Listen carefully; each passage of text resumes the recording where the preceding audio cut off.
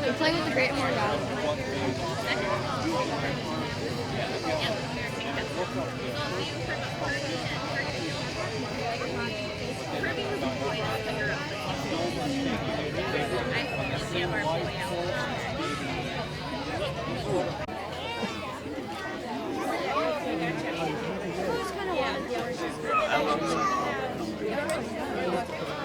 Guys out, he's saying supper.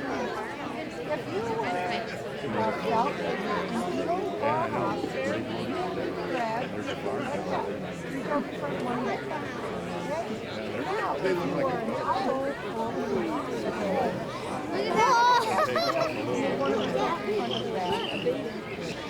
and they picked her up and they took her home.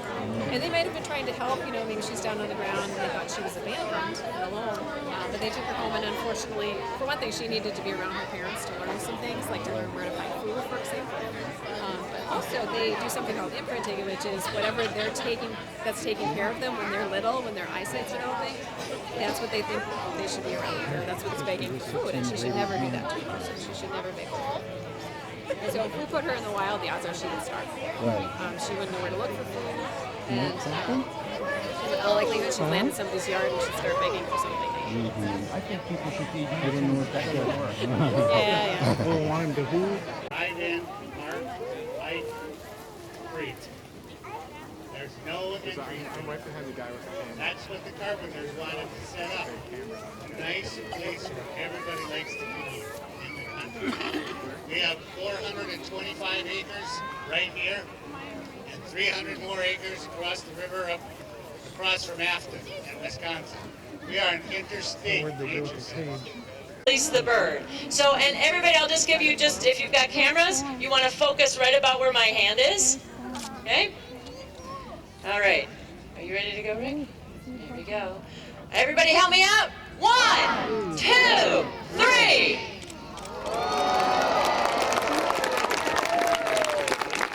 Oh, wait, Rick. He's still flying. How did that feel? Really cool. Even though, sure, a very, very nasty fracture. The Raptor Center actually developed the techniques used for fixing avian or bird fractures that are used around the world.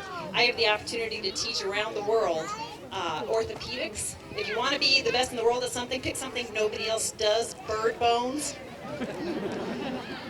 But anyway, the techniques were developed there. We have an incredible success rate with it, and this bird is one that benefited from the work we've done over the past 20 years. So, tell us about red-tailed hawks. Oh, I'm going to tell you about red-tailed hawks, but first, I'll tell you about red-tailed hawks.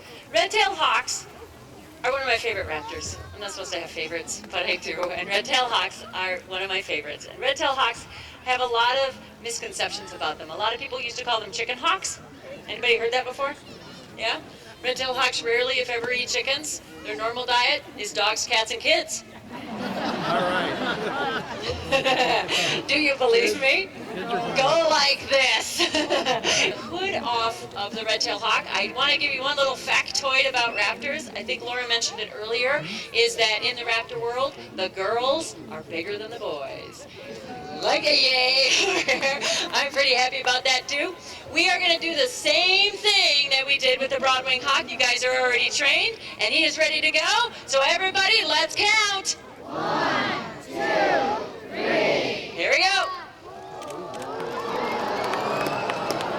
And now you wanted to know why I wanted you to sit down. Now you know. How about you? What about this moment for you? I'm not speechless very often. That was just exhilarating, and I have a lump in my throat. It was awesome. I think most of us do too. Thank you, Robin. The next release, you already were introduced to Mrs. Karen Kaler, the wife of the new president of the University of Minnesota. She is going to release the bald eagle. Now I have to tell you, very cool. Everyone, 1, 2, 3.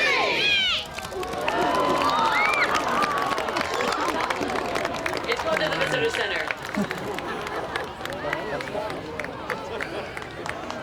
And over to the visitor center. We still do get some birds coming in that have been shot, sometimes for sport. Sometimes people still see those things. But that shot injured her wing. She has what we call partial flight ability, so she can fly a little bit, but not well enough to do those dives that she would need to. The ones that I've seen are Smaller. Well, you may have seen some different birds. We do have other bird-eating raptors. We have Cooper's hawks and shark-shaped hawks, and they also do very fast dives. They live in a different habitat in the more woody areas, but they can often be mistaken for peregrines. We also have red tails. We got one, that little puffball right over there. Yeah, I've seen. When I was working downtown, I think they were white. Does that sound right? Those are everywhere. Well, there's certainly a lot of them. I wouldn't say everywhere, but I wish there were. She's a looker. Yeah, I'm just checking everything out. It's important for these birds to be aware of everything in their environment. But you know who does? She loves skunks, and you know why? She can't smell them. So they're not really. This is a red-tailed hawk. Yep. Do great words. This is actually a really big girl. What's your name? Her name is Alula. They don't like being touched at all. So having people touch them. Her name is Alula. Alula. How much pounds? She weighs 4 pounds. 4 pounds? 4 pounds. They like taxidermy. So if you ask, they can keep those out and you can touch them. What kind of space do great ones have? Everything. They love the skull, they love the brains, the heart, the ribs, the meat, everything. The spray. The spray, delicious. Gross. I was reading a Curious George Goes Camping and he pulled out a skunk. Oh, really?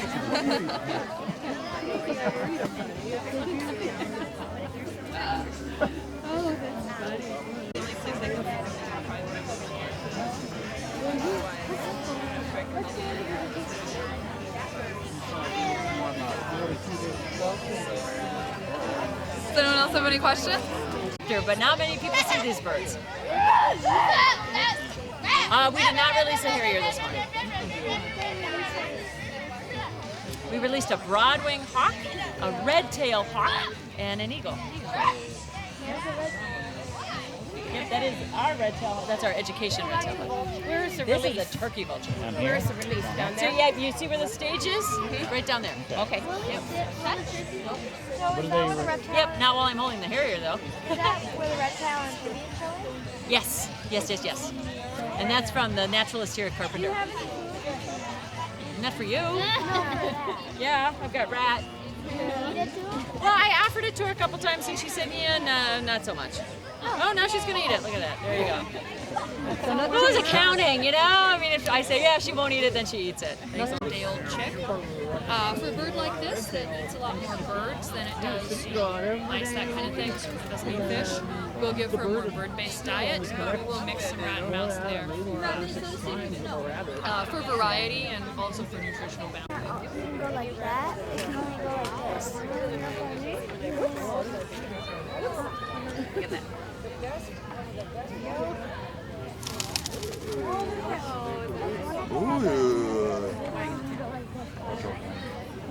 has a broken eye.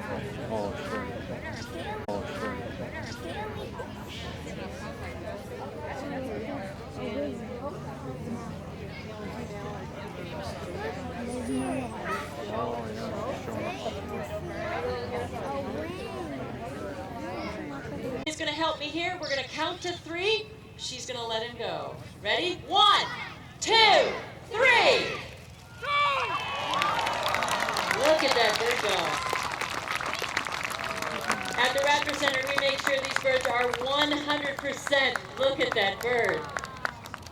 Nice of him to make a little loop there to let y'all Yeah, see it was a his little flight skills. show there. Julie, I have to ask, how was that?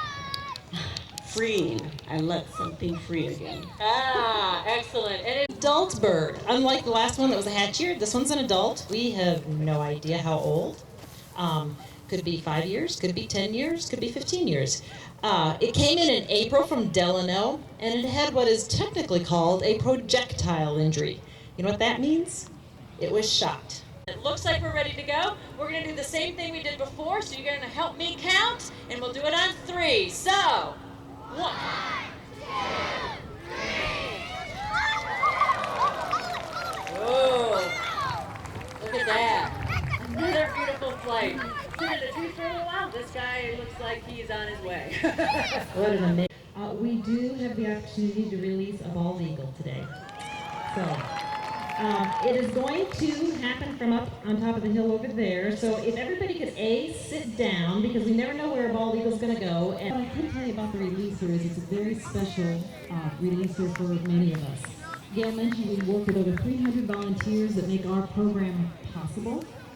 And this past year, we lost a very, very dear friend. Our longtime volunteer coordinator, Vivian Niger, passed away from cancer.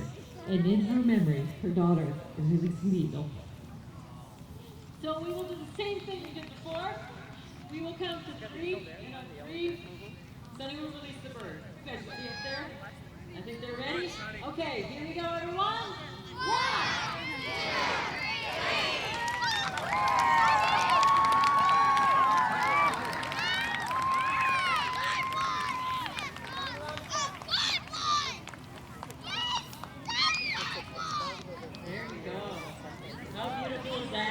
Amazing.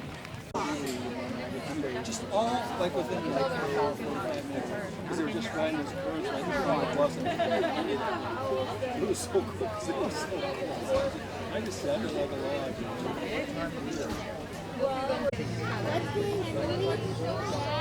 Like where that one's a turkey one.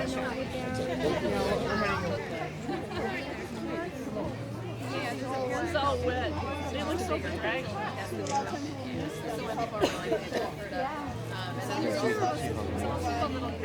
Dad. I